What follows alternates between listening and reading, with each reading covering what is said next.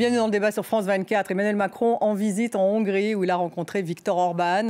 Les divergences sont nombreuses, mais pour le chef de l'État français, le chef du gouvernement hongrois est susceptible d'être un allié sur des sujets comme les investissements, le nucléaire ou encore la défense européenne. Ce déplacement s'effectue dans le cadre d'un sommet des pays du groupe de Visegrad qui réunit la Hongrie, la Pologne, la République tchèque et encore la Slovaquie.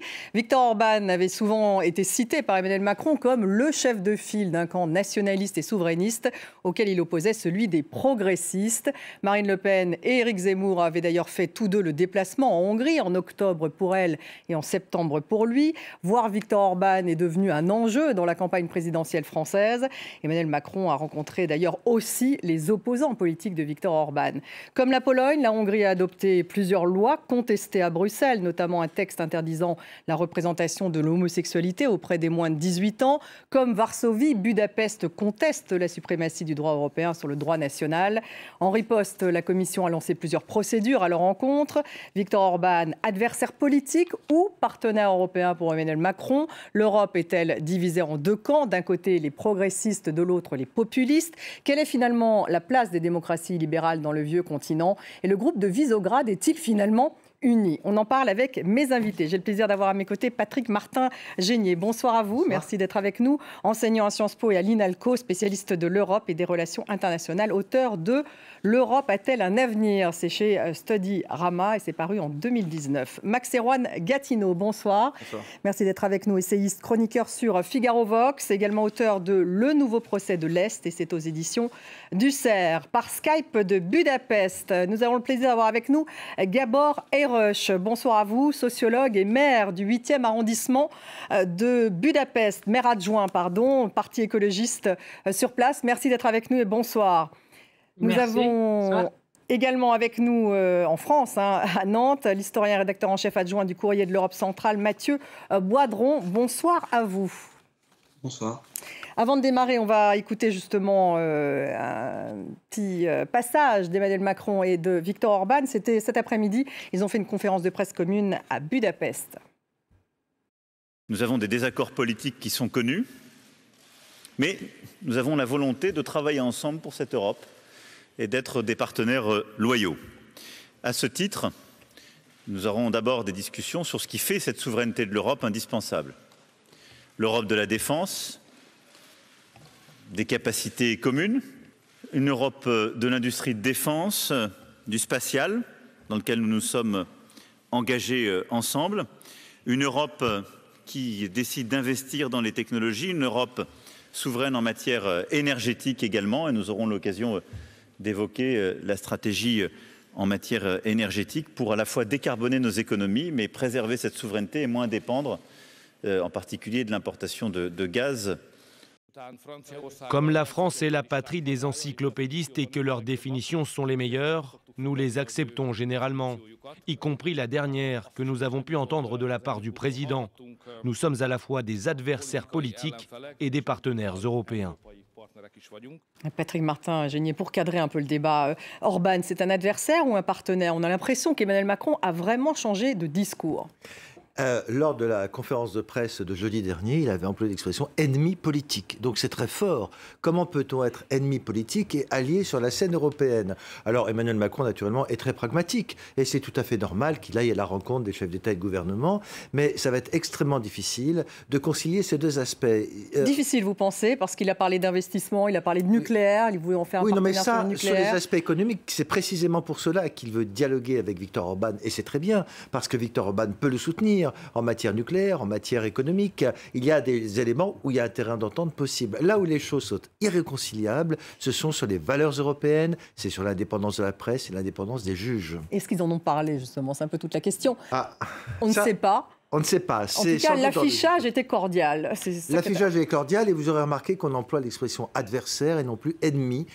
C'est donc un cran en dessous quand même. Gabor Eroch, vous êtes donc l'adjoint au maire à Budapest. Le maire de Budapest est écologiste comme vous, un opposant, fervent opposant à Orban, ce que vous êtes également, puisque vous avez écrit une tribune dans le Courrier de l'Europe centrale, qui s'adresse d'ailleurs à Emmanuel Macron, dans laquelle vous dites « Monsieur Macron, la Hongrie que vous vous apprêtez à visiter est bien un pays gouverné par l'extrême droite, caractérisé par la corruption généralisée, les campagnes de haine gouvernementale, la campagne anti-LGBT, la fraude électorale, l'oligarchie de l'économie, la répression massive de la société civile en guise d'allégeance prêtée par Orban au président russe et chinois. Le Premier ministre est à la tête d'un gouvernement corrompu. Voilà comment vous décrivez le régime de votre pays. Viktor Orban qui est en place depuis 2010, il faut le rappeler. Oui, en effet. Je précise que je suis maire adjoint du 8e arrondissement de Budapest. Mais sinon, effectivement, vous avez bien résumé mon propos et que voilà, j'ai essayé d'alerter, peut-être pas le président Macron lui-même, et j'espère qu'il a bien conseillé, mais l'opinion publique française pour dire Français, vous vous faites voler par ce monsieur qui est en train de recevoir en grande pompe votre président.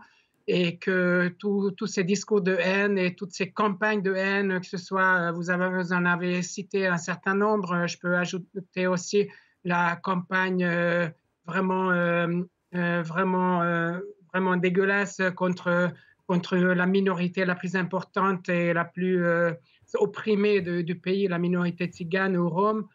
Donc voilà, toutes ces campagnes de haine. Donc Gabor, pardonnez-moi, Gabor Eroch, est-ce que ça signifie que Emmanuel Macron n'aurait pas dû venir? Non, peut-être pas, mais dire on est des partenaires européens, ça suppose qu'on est dans des relations diplomatiques normales, alors que pour Orban, l'Europe, ça signifie une seule chose, les fonds européens. Hein. Tout le reste, il s'en fiche. Et d'ailleurs, son propre gendre a été pris en flagrant délit de fraude avec des fonds européens. Son meilleur ami est devenu en quelques années, avec les fonds européens, l'homme le plus riche du pays. C'est un ancien chauffagiste qui est devenu donc l'homme le plus riche du pays, avec l'argent du contribuable français, dans une Europe où justement l'agence antifraude OLAF a bien épinglé le genre. Donc ça veut dire qu'il ne peut pas être un partenaire, Viktor Orban? Je sais pas, on peut appeler un voleur un partenaire. Comme c'est une mafia qui est à la tête du pays, c'est un peu difficile. Mais c'est aussi le problème, c'est aussi un discours ouvertement raciste et vraiment haineux, donc digne même pas de Marine Le Pen, mais de Éric Zemmour. Donc quelqu'un qui prend pour cible la minorité la plus vulnérable du pays, la minorité tzigane, puis d'autres minorités, les ONG. Donc il n'est pas digne d'être partenaire, à vous écouter. Max Erwan Gatineau, la Hongrie compte 9,8 millions d'habitants, je veux le rappeler, donc Orban est au pouvoir depuis 2010. C'est bien une démocratie illibérale à laquelle on a affaire. Il est bien quand même à la tête d'un gouvernement corrompu. Est-ce qu'il peut être effectivement un partenaire d'Emmanuel Macron? Au fond, il y a deux conceptions de la construction européenne, comme il y a deux conceptions des relations internationales. Je mélangerai un petit peu les deux, c'est-à-dire soit nous concevons l'Europe comme le théâtre au sein duquel différents gouvernements, élus par leur propre peuple, sont appelés à coopérer et à se mettre d'accord sur des dossiers en dépit de leurs divergences politiques. Ou alors l'Europe est une sorte de club progressiste qui petit à petit cherche à réifier les valeurs censées transcender nos différences nationales. Qu'est-ce que vous préférez, vous ? Écoutez, moi je pense que l'Europe est d'abord assise sur des nations. Les traités rappellent que les peuples sont souverains, mais qu'ils transfèrent des compétences à l'Union européenne. La question qui se pose aujourd'hui, c'est quelles compétences voulons-nous renforcer au niveau européen ? Et là, il y a plusieurs options possibles. Viktor Orban ne souhaite pas sortir de l'Union européenne, mais construire une Europe sur des dossiers qu'il juge davantage stratégiques que peut-être nous, Français, comme par exemple sur le dossier migratoire. Moi, je crois qu'il faut éviter d'instituer une forme de nouvelle guerre froide culturelle en Europe. Il y a des conservateurs, il y a des progressistes, et après tout, ce sont diverses options philosophiques qui sont constitutives de notre modernité politique. Mathieu Boidron, un petit mot quand même sur Orban. Il a beaucoup changé, c'était un libéral au départ, Viktor Orban. Alors son adversaire, son plus grand opposant, celui qui va se présenter donc aux prochaines élections législatives, qui s'appelle Peter Markizet, dit de lui, il est passé de libéral pro-Europe anti-Poutine à anti-Europe et pro-Poutine en quelques années. Viktor Orban. J'ai envie de dire oui et non quelque part, parce qu'effectivement son premier mandat à la fin des années 90 avait été marqué par une forme de libéralisation du pays, par une forme d'ouverture à l'Union européenne. C'était aussi le contexte de l'adhésion de la Hongrie à l'OTAN. Mais on avait déjà senti et perçu dans sa politique à l'époque, notamment sur la fin de son mandat, un accent un peu plus souverainiste et conservateur et nationaliste. C'était déjà en germe. Et clairement, ce qui a fait changer, si tant est qu'il ait changé Viktor Orban, c'est la très grave et la très dure crise politique qu'a traversé la Hongrie dans les années 2000. Et puis évidemment la crise financière et économique qui a très durement frappé le pays à la fin des années 2000 et qui a d'ailleurs pavé la route à son retour en 2010. Alors toujours le même adversaire dit que c'est un opportuniste et non pas un idéologue. Vous êtes d'accord avec cette description ? Alors oui et non, c'est-à-dire qu'effectivement on a tendance à constater que Viktor Orban il ne tient pas forcément toujours le même discours selon qu'il est à Bruxelles face à ses interlocuteurs européens ou selon qu'il est à Budapest. Il a toujours eu le souci de ne jamais complètement rompre avec Bruxelles, même si le PPE depuis quelques mois a quitté même si le Fidesz a quitté le PPE depuis quelques mois, mais en tout cas il a toujours tenté de conserver le dialogue et le chemin du dialogue ouvert. Il est pragmatique effectivement, et puis c'est surtout un redoutable animal politique. Un animal politique. Alors justement, Patrick Martin-Genier, depuis qu'il est à la tête de ce pays, il a clairement donc aboli les contre-pouvoirs judiciaires, médiatiques, associatifs. Il y a plusieurs procédures européennes contre lui. Où en est-on de ces procédures ? En l'occurrence, une procédure qui a été déclenchée après la loi qui assimile homosexualité et pédophilie. C'était au mois de juillet. Oui, tout à fait. Eh bien, la Commission européenne a lancé plusieurs procédures d'infraction. Elle espère que ça n'ira pas jusqu'à la Cour de justice de l'Union européenne, parce que finalement, M. Orban pourrait partir du pouvoir au printemps prochain. Mais il n'en demeure pas moins qu'elle a décidé de poursuivre, parce qu'effectivement, il ne s'agit pas de lutter contre la pédophilie ou je ne sais quoi. On assimile de façon scandaleuse l'homosexualité à la pédophilie, à l'enseignement de la diversité sexuelle, y compris à l'école. Donc, c'est ça aujourd'hui. Il ne s'agit pas d'enseigner quoi que ce soit, de pervers.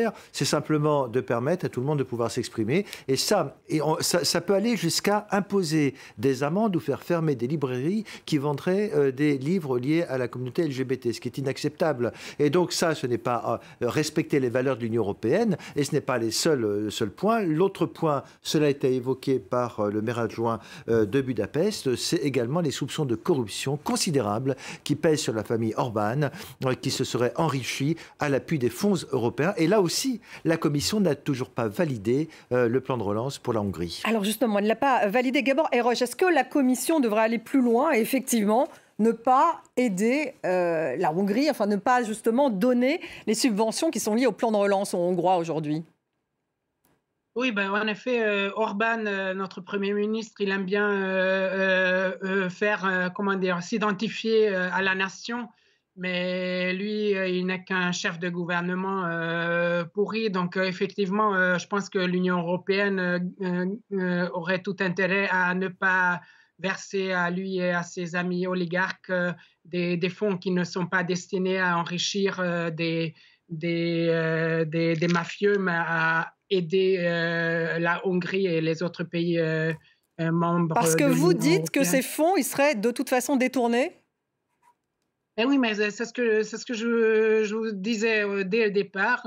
Le propre gendre d'Orban a déjà été pris en flagrant délit de détournement de fonds européens. Il a fraudé l'agence antifraude européenne, a obligé le pays à rembourser des aides versées à la compagnie du gendre d'Orban, un marché obtenu frauduleusement.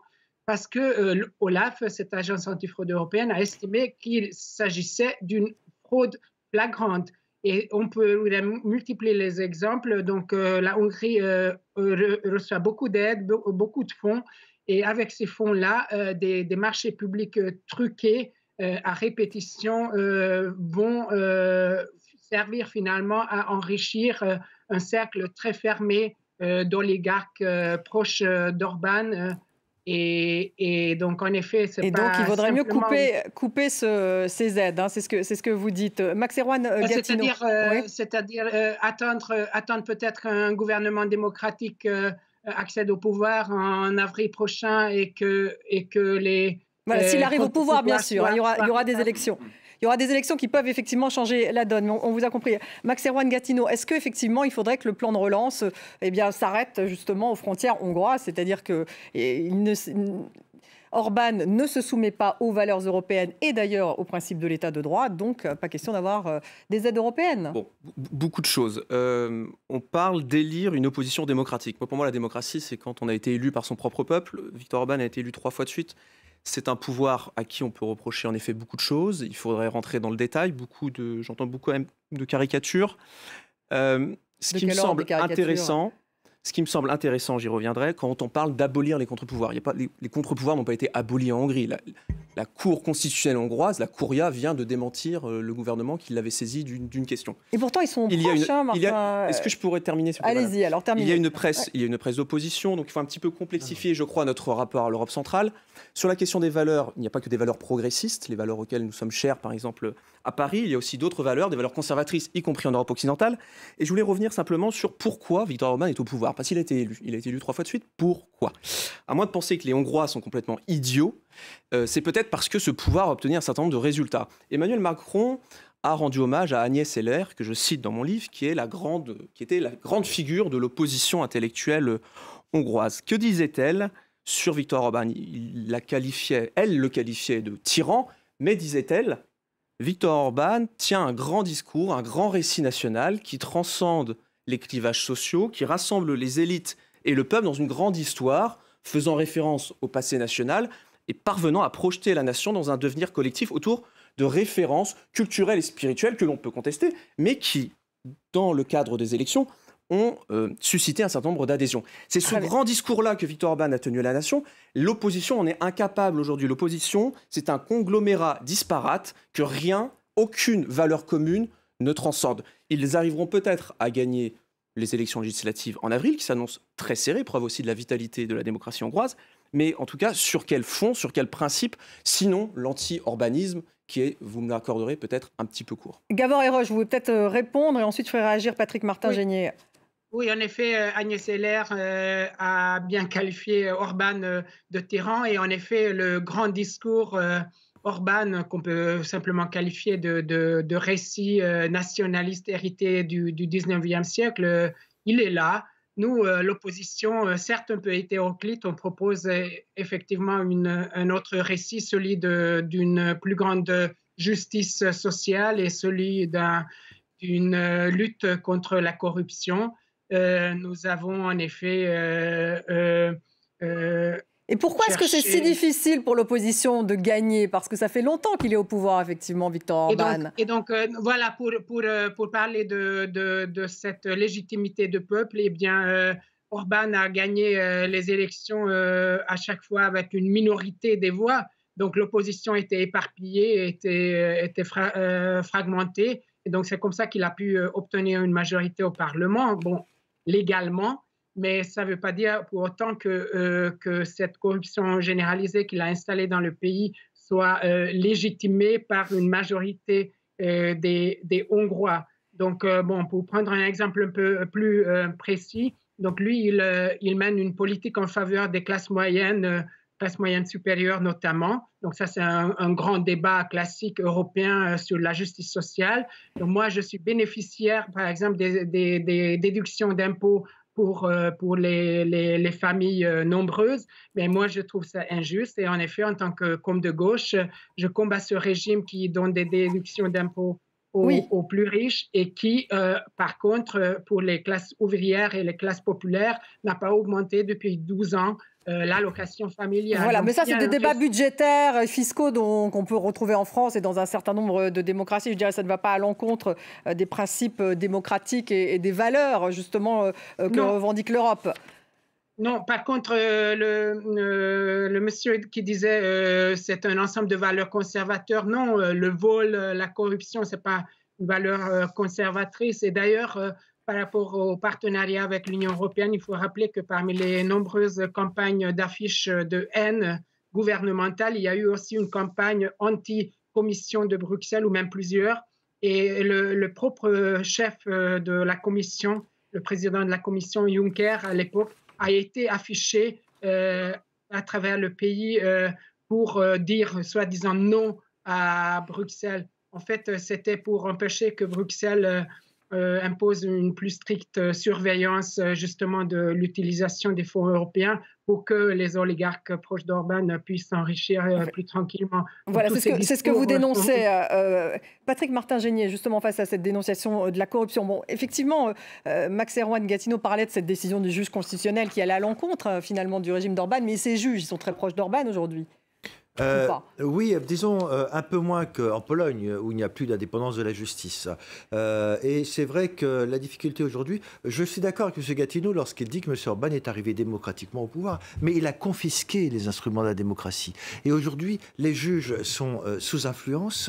Le plan de relance, il n'y aura pas d'argent. Et d'ailleurs, l'avocat général près de la Cour de justice de l'Union européenne a donné tort au gouvernement hongrois sur le fait de conditionner le versement des sommes d'argent au respect de l'état de droit. C'est donc un signe tout à fait important. Et cette campagne va être extrêmement difficile car il a confisqué tous les instruments de la démocratie, tous les contre-pouvoirs, notamment la presse. 90% de la presse n'est plus libre, ce qui va être extrêmement difficile pour les partis d'opposition de faire campagne car il a confisqué cette presse démocratique et libre d'opposition. Donc est-ce que finalement l'Europe devrait être plus ferme, plus dure ou pas? Je pense que oui, l'Europe avec la Hongrie. Faire preuve de fermeté. La difficulté, je le reconnais, c'est qu'il ne faut pas faire souffrir les peuples qui peuvent avoir des difficultés politiques. Mais lorsqu'un gouvernement s'inscrit en faux contre les valeurs de l'Union européenne, il faut en tirer toutes les conséquences et par conséquent ne pas verser les sommes, je crois que c'est de l'ordre de 7 milliards pour la Hongrie, qui devraient être versées. Et sur ce point, la Cour de justice va bientôt rendre un avis. Mais sur ce point, en tout cas, Emmanuel Macron, on a vu les signaux aujourd'hui, il était plutôt dans l'entente cordiale, on cherche un accord, la France cherche un accord avec la Hongrie sur le nucléaire, puisque manifestement c'est important en Europe. Vous vouliez réagir? Oui, non, mais écoutez, je crois que on passe malheureusement trop souvent à côté d'un débat qui pourrait être très intéressant entre, encore une fois, diverses conceptions philosophico-politiques de l'Europe et de la société. Je prends un exemple, on parle de contre-pouvoirs. Les contre-pouvoirs sont essentiels à la démocratie, la liberté de la presse, l'indépendance de la justice. Et sur ces dossiers-là, l'Union européenne a complètement raison de regarder ce qui se passe en Hongrie comme en Pologne. Mais les contre-pouvoirs, ça peut être aussi autre chose. Et lorsque vous lisez, par exemple, Laszlo Troksiani, qui est ancien juge à la Cour suprême, ancien ministre de la Justice et ancien ambassadeur de Hongrie en Belgique, il a une autre conception à présenter des contre-pouvoirs, ce qu'il appelle non pas des contre-pouvoirs libéraux, mais des contre-pouvoirs communautaires qui reposent sur l'Église, qui reposent sur la famille, qui reposent sur des communautés qui font médiation entre l'État et l'individu. Voilà un grand débat que nous pourrions lancer. Qu'appelons-nous contre-pouvoir? Il y a d'autres façons. Qu'appelons-nous démocratie? Démocratie libérale, démocratie illibérale. Enfin, cette distinction a déjà été faite en Europe d'ailleurs. Est-ce que la démocratie, c'est simplement le droit des minorités? Est-ce que c'est aussi la volonté de la majorité qui s'exprime dans le cadre d'élections? Il y a des traités, il y a un traité, il y a des valeurs européennes. Alors, il y a un traité. 2. Alors, si on ne veut plus respecter les traités, on s'en va. Voilà. Et donc, c'est ça aujourd'hui la difficulté. Alors, que dit le traité sur la démocratie? Eh bien, il dit tout simplement que ce qui lie l'ensemble des peuples, c'est le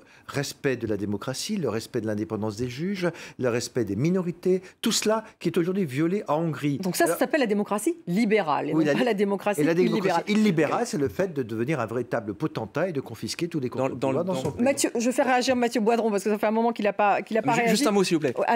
Dans les traités européens, il y a un article 4 qui appelle l'Union européenne à respecter aussi les identités nationales. Donc les nations sont compatibles avec le projet européen, ce qui n'était pas dans la bouche d'Emmanuel Macron au début de son quinquennat. Les choses changent, c'est peut-être un progrès qui nous permettra de réduire cette fracture Est-Ouest dont nous n'avons pas besoin pour construire l'Europe. Fracture Est-Ouest, vous dites Mathieu Boidron, est-ce que c'est une fracture Est-Ouest ou c'est pas plutôt deux camps en Europe? Ce que disait alors Emmanuel Macron il y a quelques années, il l'a effectivement beaucoup moins dit aujourd'hui, une Europe entre progressistes et populistes. Le populisme ne touche pas seulement l'Est de l'Europe, il n'a pas épargné le reste du monde, on l'a vu en Amérique du Sud, on l'a vu en Asie également, donc il n'y a pas d'atavisme centre-européen, je pense. Il y a surtout une région qui a traversé une crise économique et financière et politique très brutale dans les années 2000, et le résultat est là aujourd'hui. Et ce qui se passe, c'est qu'effectivement, on a un pouvoir qui ne veut plus perdre le pouvoir, qui ne veut plus jouer le jeu de l'alternance, et qui a changé les règles du jeu. Orban a modifié la loi électorale. C'est aussi ce qui explique qu'il se soit maintenu au pouvoir depuis 2010. Donc, c'est là le problème. Le problème n'est pas tant qu'Orban mène la politique qui est la sienne en tant qu'homme de droite, conservateur, chrétien. C'est pas ça le problème que pose aujourd'hui la Hongrie. Le problème que pose la Hongrie, c'est le fait que la démocratie hongroise est devenue fondamentalement dysfonctionnelle. Et donc qu'elle s'éloigne des canons jusqu'ici qui étaient reconnus au niveau de l'Union européenne. Et c'est bien là que se noue l'affrontement. Gabor Héroche, vous êtes d'accord avec ça? Alors c'est vrai qu'on a vu que Éric Zemmour est allé en Hongrie, Marine Le Pen est allée rencontrer Viktor Orban. Elle rêve effectivement de souder l'ensemble des populismes de droite en Europe. Il y a ce groupe de Visegrad, puisque ce sommet a lieu en ce moment, dans lequel il y a la Hongrie, la Pologne, la République tchèque et il en manque et la Slovaquie. Est-ce qu'effectivement ce groupe de Visegrad est unis? Est-ce qu'on peut dire que ce sont des populistes globalement, ou en tout cas une vision vraiment très à droite de l'Europe? Le gouvernement hongrois a déjà perdu au moins un allié, sinon deux. Donc en République tchèque, c'est un nouveau gouvernement qui a été investi, en Slovaquie aussi, en fait. Donc les alliés les plus proches dans cette internationale des populistes mafieux, donc deux gouvernements sont déjà tombés. Donc je pense que les deux autres vont finir par tomber aussi. Donc on n'est plus déjà dans un groupe uni, là, alors qu'on les a beaucoup présentés comme tels. Oui, l'Europe centrale a une histoire commune qui est très belle, mais qui justement ne prédestine pas ces pays à maintenir au pouvoir des gouvernements indignes. Donc vous avez l'espoir de toute façon que la couleur politique va changer dans votre pays en avril prochain. Vous ne perdez pas cet espoir-là, oui, malgré, si j'ai bien compris, les menaces contre la démocratie, en fait, des mesures de Viktor Orban. C'est pour ça que c'est important d'alerter les opinions publiques en Occident et de dire que cette opposition entre Est et Ouest, c'est un discours bien rodé des populistes, si vous voulez, de nos contrées, effectivement, mais ça ne sert qu'un seul but, masquer la corruption généralisée et l'oppression de tout un peuple, parce que je vous rappelle, c'est une minorité de Hongrois qui a élu et réélu en 2014 et 2018 ce gouvernement Orban. Et donc, du coup, on a tout espoir de le faire tomber. Sauf que, et c'est là que les contre-pouvoirs comptent, parce que la démocratie, ce n'est pas qu'un mot. C'est que, par exemple, le parquet refuse d'engager toute poursuite contre le clan Orban. Là, il y a eu une exception sur 1000. Mais sinon, le dirigeant du parquet, le procureur général, pardon, est un ancien membre de Fidesz, donc du parti Fidesz, et il obéit aux ordres d'Orban. Donc, et pareil pour la Cour constitutionnelle, il y a peut-être eu une exception cette fois-ci, pour tromper l'opinion internationale notamment. Vous dites que c'est pour tromper l'opinion, effectivement, que là, il a pris une position, effectivement, les Juifs ont pris une position différente de celle, justement, d'Orban. Patrick Martin-Génier, est-ce qu'effectivement l'Europe est divisée en deux camps, en progressistes et populistes, ou est-ce que c'est terminé, cette dichotomie ? Oui, non, je crois que c'est un peu caricatural de dire ça. Il y a des conservateurs, il y a des sociodémocrates, mais je crois effectivement, parmi les progressistes, il y a des gens qui sont modérés, mais c'est surtout ce qui craint, ce sont les populistes et l'extrême droite aujourd'hui. On le voit bien. On a quelques gouvernements qui sont bien à l'extrême droite, notamment la Pologne, avec toute... Alors là, il n'y a plus d'indépendance des juges. Les juges en Pologne sont complètement sanctionnés s'ils appliquent le droit national plutôt que le droit de l'Union européenne, contrairement à toutes les règles. Donc là, on est en violation des règles. Que l'on soit conservateur, que l'on soit progressiste, ce n'est pas la difficulté à partir du moment où on adhère au même projet sur les valeurs de l'Union européenne. Mais là, ce qui est dangereux, c'est ce qu'on avait vu avec M. Salvini, par exemple, en Italie, c'est lorsqu'il y a une rupture et qu'on vire d'un seul coup à l'extrême droite, qui fait qu'on ne respecte plus les règles, on n'est plus exactement en démocratie. Est-ce que ça voudrait dire que là, on a parlé du Polonexit il n'y a pas longtemps, est-ce qu'il faudrait que la Pologne quitte l'Union européenne ? C'est difficile parce que le traité ne prévoit pas d'expulser un pays de l'Union européenne. Même lorsqu'on ne respecte pas les valeurs. Oui, c'est pour ça qu'il faudrait une réforme du traité. Par contre, il est possible d'imposer des sanctions, d'introduire des procédures d'infraction. C'est le rôle de la Commission européenne qui aujourd'hui, que je sache, a été plutôt effectivement assez ferme vis-à-vis des pays qui rompent plus les... Elle a été ferme à l'égard de la Pologne. Qu'est-ce que ça a changé en Pologne? Rien, parce que vous n'avez pas d'instrument. C'est parce que précisément les traités n'avaient pas prévu que de tels pays qui rentreraient dans l'Union européenne violeraient pratiquement tous les jours les règles de l'Union européenne. Parce qu'il faut des décisions à l'unanimité. Il faut effectivement d'abord une décision à l'unanimité pour constater qu'il y aurait des risques graves, qu'il y ait des atteintes aux valeurs de l'Union européenne. Ce n'est qu'à l'issue d'un long processus qu'à l'unanimité, on peut proposer des sanctions. Maxéroine Gatineau. Oui. Pourquoi les populistes, pourquoi des partis plus conservateurs aujourd'hui font des scores électoraux qu'ils ne faisaient pas il y a encore 10-15 ans? Souvenez-vous, nous sommes en 2010-2011, Angela Merkel, David Cameron, Nicolas Sarkozy se coalisent pour tenir un grand discours critique du multiculturalisme, expliquant que l'Europe n'a pas su intégrer des populations extra-européennes, que cela a fragmenté nos nations. 10 ans plus tard, 5 ans plus tard, il y a eu la crise migratoire qui a fracturé l'Europe. Et puis où en sommes-nous aujourd'hui?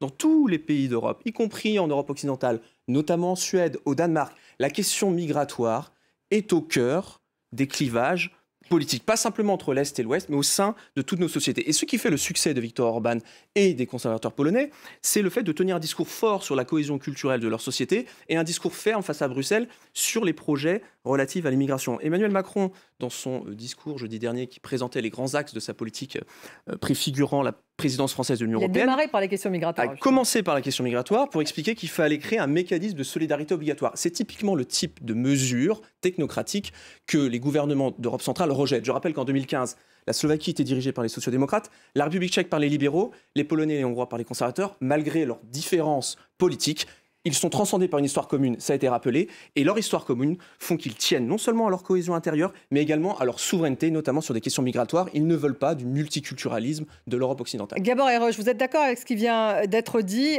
Est-ce qu'on peut dire, je l'ai lu d'ailleurs, que la théorie du grand remplacement est assez mainstream en Hongrie?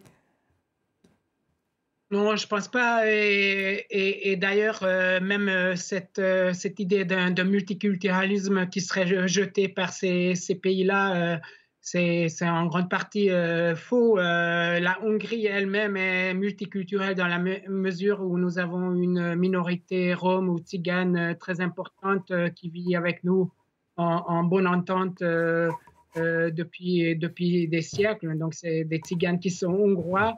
Et d'ailleurs, la Hongrie elle-même est une nation qui s'est constituée à travers l'histoire, à travers, comment dire, avec plein d'apports de peuples très différents, comme la France, comme les autres nations européennes. Donc ce discours, une fois de plus... Mais le discours contre l'immigration, il est très porteur. Viktor Orban l'utilise depuis le début. Effectivement, c'est sur les peurs. Ça a toujours été très efficace. Vous savez, les discours fascistes, je suis désolée d'utiliser ce terme-là, ça a toujours été très efficace. Mais bon, après, il faut dire à un moment donné, il faut dire stop et il faut faire respecter les valeurs européennes. Donc, effectivement, attiser les peurs et les haines contre des étrangers que l'on ne connaît pas, c'est très facile. Moi, j'étais élu d'opposition à l'époque, si vous me permettez, je raconte une anecdote très simple. Oui, très vite, parce qu'on n'a plus beaucoup de temps. D'opposition, j'ai essayé d'aider les réfugiés pour qu'ils aient des toilettes au moment de la crise des réfugiés 2015. Le pouvoir central, exprès, les a empêchés d'avoir des toilettes pour pouvoir ensuite les pointer du doigt et dire qu'ils, font pipi dans les buissons. Donc voilà, ça c'est la manière dont on attise les peurs et les haines. C'est très efficace si vous voulez, mais bon, voilà, après, l'Union européenne est là pour ne pas donner l'argent aux voleurs et pour faire respecter les valeurs démocratiques. Mathieu Boidron, vous êtes d'accord avec Gabor Heroche? Finalement, tout ça, c'est de la peur qui attise Viktor Orban. Il n'y a pas une spécificité peut-être de la Pologne et de la Hongrie ou peut-être des pays effectivement de l'Est avec leur histoire qui ferait qu'ils sont plus conservateurs ou une conception différente de l'Europe. Il parle beaucoup de l'Europe chrétienne, par exemple, ou justement de la démocratie illibérale. C'est toujours difficile d'essentialiser une population et de considérer qu'elle est unanime sur tous les sujets. C'est pas le cas. La Hongrie, c'est un pays polarisé politiquement, on l'a vu. En revanche, peut-être un constat que l'on peut faire, c'est que la Hongrie, c'est un isolat ethnoculturel au sein de l'Europe centrale et orientale. C'est un pays qui perd de la population depuis maintenant près de 30 ans. Donc effectivement, il y a quand même quelque part une sorte de stress démographique par rapport à cela et une crainte un peu de l'anéantissement quelque part qui est un peu latent dans le discours et dans le discours politique et historique de la Hongrie. Donc si on veut trouver une clé d'explication un petit peu psychologisante, on pourrait peut-être la trouver là. Mais bien évidemment, comme ça a été rappelé, il n'y a pas de consensus sur la question. Et il y a des Hongrois qui sont tout à fait insensibles à cette rhétorique de l'invasion migratoire. D'autres, au contraire, ils sont particulièrement attentifs. Il y a une forme d'instrumentalisation de cette question par le pouvoir, c'est indéniable. Et pourtant, j'ai vu que le pays, la Hongrie, compte moins de 2% d'immigrés. C'est un chiffre qui vous semble correct ? Oui, effectivement. Alors, en sachant aussi que la Hongrie ne l'a pas dit, mais c'est aussi un peu le côté un peu retors de Viktor Orban, c'est qu'il a accueilli des réfugiés sur son territoire en disant qu'il ne le ferait pas, mais il les a quand même installés tout en disant tout le mal qu'il pensait de Bruxelles. Donc, les choses ne sont pas si nettes qu'on a tendance à le présenter, et il faut aussi être vigilant à l'égard des postures que peuvent prendre certains dirigeants politiques de la région. Patrick Martin-Genier, en tout cas, Éric Zemmour, qui est à Yerevan en Arménie, a déclaré aujourd'hui: le problème, c'est que Macron et les Allemands font un chantage indigne qui ne respecte pas la démocratie hongroise, le peuple hongrois, au nom de valeurs soi-disant européennes. Donc voilà comment Éric Zemmour présente ce qui se passe. Bah oui, parce que le modèle de M. Zemmour et de Mme Le Pen, c'est Viktor Orban, justement. Oui, Mme Le Pen est allée voir le Premier ministre polonais, Morawiecki. Donc évidemment, c'est leur modèle politique, mais sur ce point, non, il y a une démocratie européenne, il y a un Parlement européen, il y a des institutions. Qu'il faille renforcer le caractère démocratique de l'Europe, c'est un fait, mais ne pas instrumentaliser les peuples en développant une thématique migratoire ou tout ce qui peut retourner les peuples contre l'Union européenne. Oui, mais Gabor Héroche, est-ce qu'à un moment donné, vous vous êtes dit que votre pays allait sortir de l'Union européenne ? Je ne pense pas. Comme j'ai essayé de l'expliquer, Orban, il a bâti son pouvoir sur les fonds européens que vous lui versez généreusement. Donc, tous ces discours anti-Bruxelles, une fois de plus, c'est juste pour asseoir son pouvoir. Ce n'est pas du tout pour faire quitter le pays, nous faire quitter, quitter l'Union européenne, pardon. Et donc, là, il n'y a pas de risque, entre guillemets. Le risque, c'est qu'il s'accapare une part encore plus importante de ces fonds-là. Hein. C'est plutôt ça le risque, hein. Tout en se posant en victime ou tout en se posant en conservateur qu'il n'est pas. Max-Erwan Gattino, donc ça veut dire qu'il y a quand même vraiment deux Europes au sein de l'Europe, ou est-ce que ça la met en danger, justement, cette Europe libérale, que de faire en sorte qu'il y ait un certain nombre de pays comme la Hongrie ou la Pologne qui ont clairement mis en place des démocraties libérales chez eux? Ça menace l'Europe? Je crois qu'il faut prendre acte de nos différences et en même temps ne pas, en effet, les essentialiser comme si nous étions incapables de trouver des terrains d'entente sur un certain nombre de questions. Emmanuel Macron a proposé une mesure un petit peu symbolique, mais que je trouve très intéressante, réfléchir à la création d'un musée de l'histoire européenne. Au fond, les divergences qui existent aujourd'hui entre conservateurs et progressistes, entre l'Est et l'Ouest, ou entre conservateurs et progressistes au sein même des nations occidentales, d'abord sur des questions historiques. Qu'est-ce que l'Europe et dans quelle Europe voulons-nous vivre? Est-ce que l'Europe, c'est simplement des valeurs quelque peu abstraites listées dans les traités, ou est-ce que l'Europe, c'est aussi une civilisation, une histoire, des mœurs, des traditions? Je crois que les deux options existent, sont sur la table, elles ne s'opposent pas, elles sont complémentaires. Alors, qu'est-ce que vous en pensez de ce que vient de dire Max-Erwan Gattino, Patrick Martin-Genier? Est-ce qu'effectivement, les valeurs ne sont pas quand même, vous dites abstraites, est-ce qu'elles ne sont pas concrètes dans le traité? C'est absolument concret. Et on ne peut pas, on peut prendre acte de différence, mais ça ne peut pas aller jusqu'au point de rupture, de violer tous les jours les valeurs de l'Europe. C'est ce qui nous réunit. C'est ce qui a réuni les pays fondateurs de l'Union européenne après la Seconde Guerre mondiale. Donc on ne peut pas aller jusqu'à prendre acte de ces différences, jusqu'à violer les valeurs européennes. Donc les valeurs européennes, vous mettez lesquelles concrètement en avant? Eh bien, est-ce qu'elles sont abstraites d'après Max-Erwan Gattino? C'est tout à fait concret. Ensuite, c'est l'indépendance de la presse qui n'est plus respectée en Hongrie. C'est l'indépendance des juges et c'est le respect des minorités. Donc, et ça, c'est effectivement... Et ça, en Pologne et en Hongrie, ça n'existe plus. Merci beaucoup d'avoir été avec nous, en tout cas. Gabor Erush, vous étiez avec nous en direct de Budapest. Merci à vous, Mathieu Boidron. Merci, Patrick Martin-Génier. Merci, Max Erwan Gatineau. Et merci à vous tous de nous avoir suivis. Vous restez avec nous sur France 24.